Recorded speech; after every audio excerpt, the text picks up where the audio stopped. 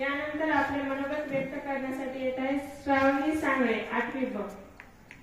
स्त्रियांच्या अंधाऱ्या जीवनाला सावित्री उजळलेस तू, क्रांती ज्योती ज्ञान ज्योती, दिनांची खरी माय तू, दिनांची खरी माय तू.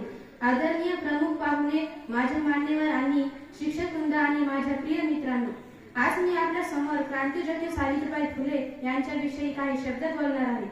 सावित्रीबाई फुले या भारतातील पहिल्या महिला शिक्षिका होत्या. त्यांचा जन्म 3 जानेवारी 1831 रोजी सातारा जिल्ह्यातील नायगाव येथे झाला. समाजातील स्त्रिया आणि दलित वर्ग शिक्षणापासून दूर ठेवले जात असताना सावित्रीबाईंनी शिक्षणाचा दिवा पेटवला. महात्मा ज्योतिराव फुले यांच्या सहकार्याने त्यांनी 1848 साली पुण्यात पहिली मुलींची शाळा सुरू केली. त्या काळात मुलींना शिकवणे हे पाप मानले जात होते.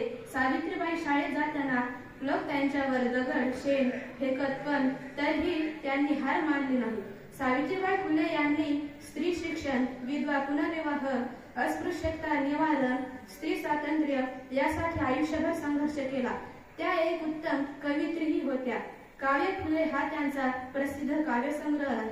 सावित्रीबाई फुले या फक्त शिक्षिका नव्हत्या, तर त्या समाज परिवर्तनाच्या जननी होत्या. त्यांनी स्त्रियांना आत्मसन्मानाने जगायला शिकवले. आज आपण शिक्षण घेत आहोत, पुढे जात आहोत, यामागे सावित्रीबाई फुले यांचे मोठे योगदान आहे. जाता जाता मी एवढं बोलेन की सावित्री, तुझ्या लेकींच्या पंखात आज आकाशात झेपण्याचे बळ आहे. तू केलेल्या ज्ञानाचेच हे फळ आहे, तू केलेल्या ज्ञानाचेच हे फळ आहे.